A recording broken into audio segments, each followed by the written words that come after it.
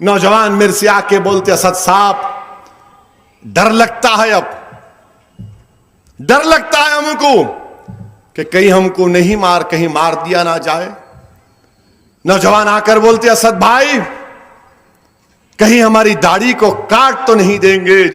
میں نوجوانوں سے کہہ رہا ہوں میرے عزیز دوستو، اپنی تاریخ کو پڑھو۔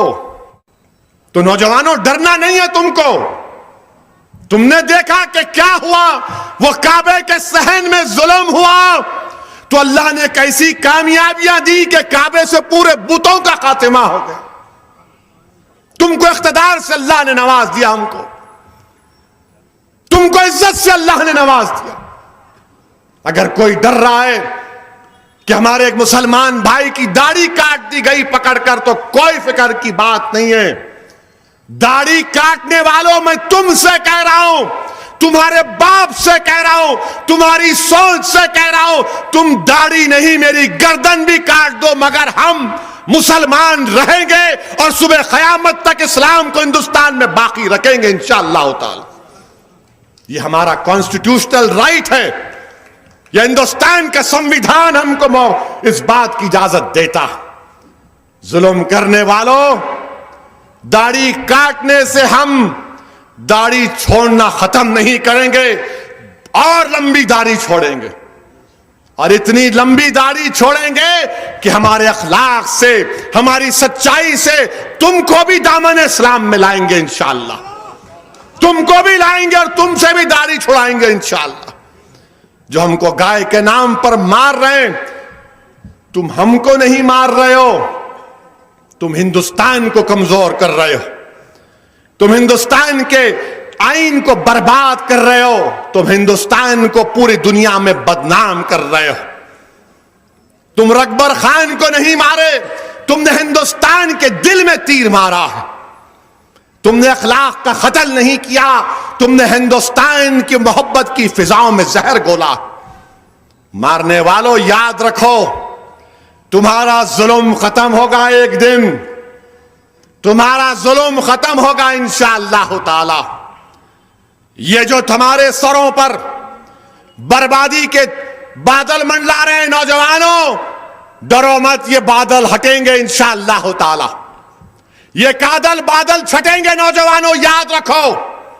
تم ہمت سے کام لو، تم اللہ کی ذات پر توکل کرو، تم ڈرو مت، تم ہندوستان کے کانسٹیٹیوشن کو استعمال کرو، تم ان ظالموں سے ڈرنا نہیں، تم ان سے ڈر کر اپنی دینی شناخت کو ختم نہیں کرنا۔ تم فخر کے ساتھ کہنا کہ میں ہندوستانی مسلمان ہوں، میں داڑھی چھوڑوں گا، مسجد کو جاؤں گا، میں ہندوستان کی جمہوریت کے جو حقوق ہیں وہ پورے ادا کروں گا۔ ڈرنے کے لیے ہم پیدا نہیں ہوئے ہیں، ہم ہرگز نہیں ڈریں گے۔ یہ کیوں ویڈیو بناتے؟ ویڈیو اس لیے بناتے کہ ڈرایا جائے تاکہ ہمارے دلوں میں خوف پیدا ہو جائے۔ نہیں، کیا تم بھول گئے؟ کیا تم بھول گئے کربلا کے منظر کو؟ کیا تم بھول گئے نواسے رسول کی شہادت کو؟ کیا تم بھول گئے علی اکبر علی اصغر کی عظیم قربانی کو؟ کیا تم بھول گئے وہ دریا دجلہ کا کنارہ جو اہل بیت کے خون سے لال ہو گیا؟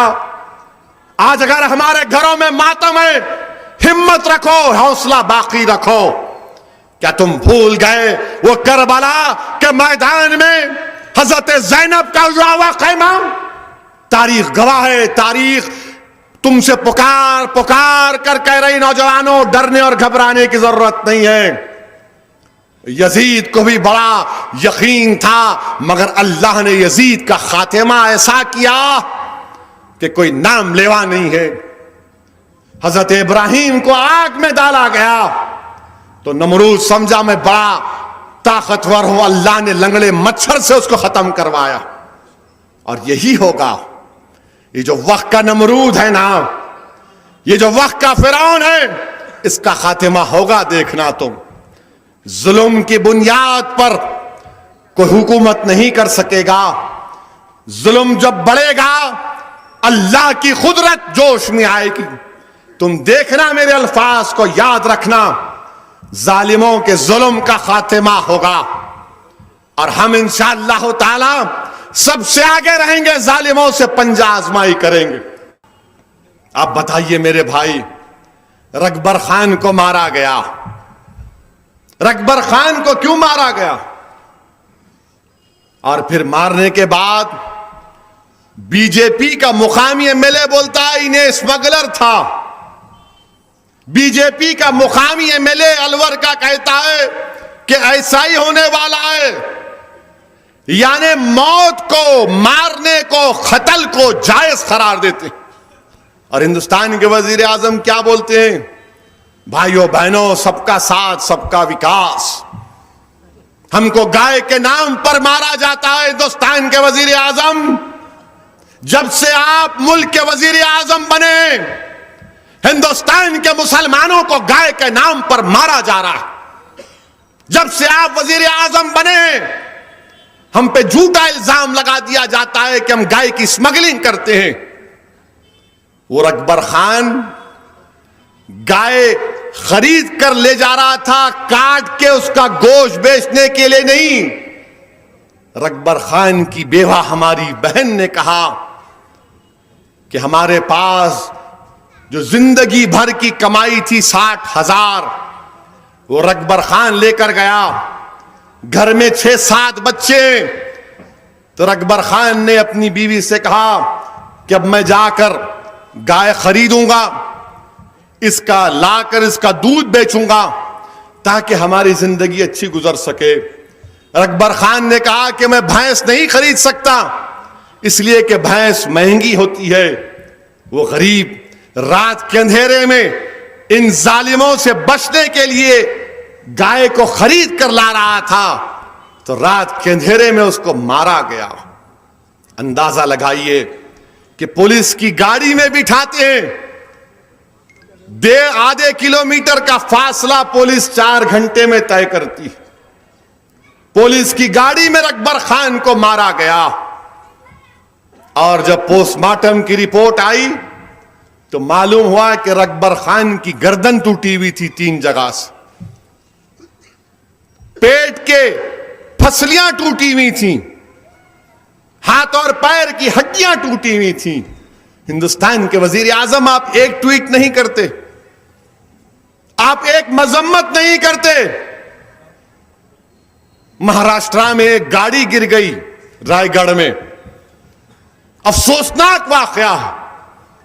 اس میں پورے گاڑی میں جو لوگ تھے ہلاک ہو گئے. وزیر اعظم نے فوراً ٹویٹ کیا, مگر رکبر خان کی موت کیونکہ گائے کے نام پر ہوئی, ہندوستان کے وزیر اعظم خاموش ہو جاتی. ہم بی جے پی اور وزیر اعظم سے پوچھنا چاہ رہے ہیں کہ ہندوستان میں مسلمان کی جان کی قیمت ہے یا گائے کی قیمت ہے؟ بتا دو ہم کو آپ, کس کی جان کی قیمت ہے؟ کیا گائے کے نام پر ہندوستانیوں کو مارا جا سکتا ہے؟ اگر مارا جا سکتا ہے تو پھر دستور کی دھجیاں اڑا رہے ہیں آپ. ہندوستان کے کانسٹیٹیوشن میں, آئین میں رائٹ ٹو لائف انسانوں کے لیے ہے پہلے, چاہے وہ انسان ہندوستانی ہو یا نہ ہو. رائٹ ٹو لائف ہر اس شخص کے لیے جو ہندوستان میں قیام پذیر ہے. میرے بھائی, ہماری جان کی قیمت نہیں رہی, گائے کی قیمت ہو چکی ہے. جائے کی قیمت ہے اور ہمارے جان کی قیمت نہیں. لوگ بولتے ہیں کہ تم یہ بھڑکاؤ بھاشن دے رہے ہو. نہیں, میں سچائی کو بیان کر رہا ہوں. رکبر خان کی موت, علیم الدین انصاری کی موت, پیلو خان کی موت, جنید کی موت, اخلاق کی موت, کتنے واقعات میں سامنے رکھوں آپ کے, مگر گائے کے نام پر ہم کو ٹارگٹ کیا جا رہا. میرے بھائی, ہم گائے کو کاٹتے نہیں ہیں, وہ بیچارہ دودھ بیچنا چاہ رہا تھا. وہ میوات کے میوں لوگ ہیں جنہوں نے مغلوں سے مقابلہ کیا تھا. ہندوستان کے وزیر اعظم, رکبر خان کا گھر آپ کے گھر سے صرف 1 گھنٹے کے فاصلے پر ہے. وزیر اعظم, 1 گھنٹے کے فاصلے پر ہم کو مارا جا رہا, اور آپ وزیر اعظم ہیں. ہم پوچھنا چاہتے ہیں وزیر اعظم سے، بتائیے آپ کے پاس کیا پروگرام؟ سپریم کورٹ نے جب کہا کہ قانون بناؤ، اب قانون بنانے جا رہے ہیں۔ اللہ کو معلوم کہ کون سا قانون بنے گا، کیا بنے گا، نہیں معلوم۔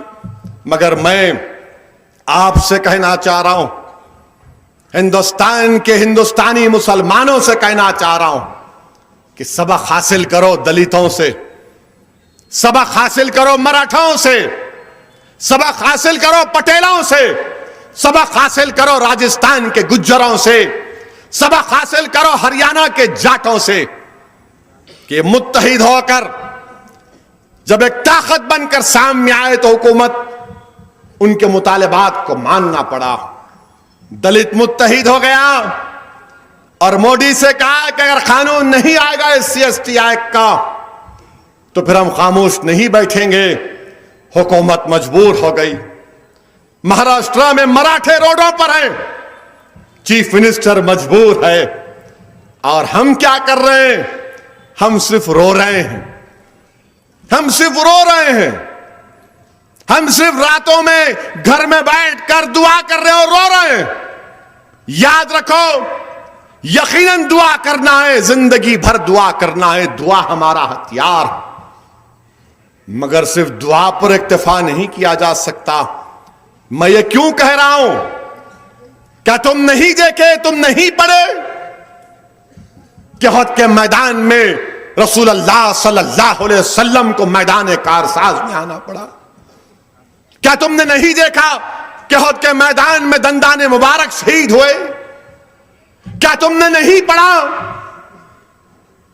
کہ کعبے کا صحن ہے اور صدیق اکبر کو مارا جا رہا ہے، مارا جا رہا ہے، مارا جا رہا ہے، مارا جا رہا ہے؟ کیسا مارا گیا؟